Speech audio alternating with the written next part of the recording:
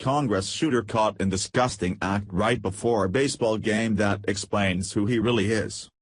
When we have a nation and where 1 in every 4 people suffer from a mental disorder, politicians and celebrities need to think twice before spewing hatred towards the people they don't agree with. The Congress baseball gunman, Job Hodgkinson, who was a very little man measuring only 5 feet 6 inches and had a lengthy police record, was a sick loner who we are now getting reports would spend his time at area restaurants creeping out the female staff. There are thousands like him on the left who would have no issue whatsoever taking up arms like this scumbag did. Doubt me?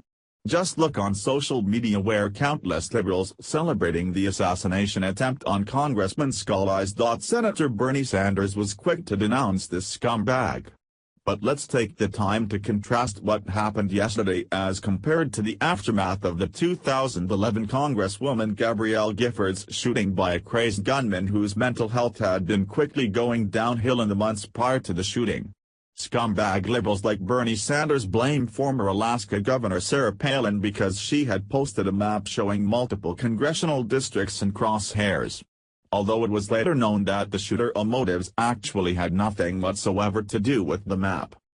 Let us not forget the left thrives on hypocrisy. Of course, when that shooting happened, Bernie Sanders was quick to point out, in a fundraising email in which he raised a considerable amount of funds, that Congresswoman Giffords had expressed concerns when Palin had placed a map showing her district in the crosshairs of a rifle on her web page. He went on to say that right-wing reactionaries, through the threat of violence, had intimidated people with differing points of view from expressing their political positions. Now that's a stretch if I ever heard one. CNN reports. Sanders to faithful, take down Trump, take over Democratic Party. Chicago, CNN, Bernie Sanders' permanent political revolution rolled into Chicago on Saturday night, as a Vermont senator called on progressive activists gathered here to beat back President Donald Trump's agenda while remaking the Democratic Party.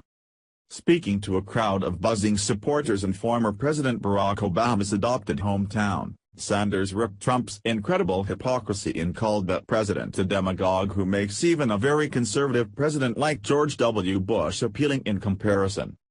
I am often asked by the media and others, how did it come about that Donald Trump, the most unpopular presidential candidate in the modern history of our country, won the election?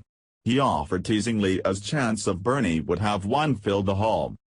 My answer is that Trump didn't win the election, the Democratic Party lost the election, Sanders said, reviving his own past criticisms.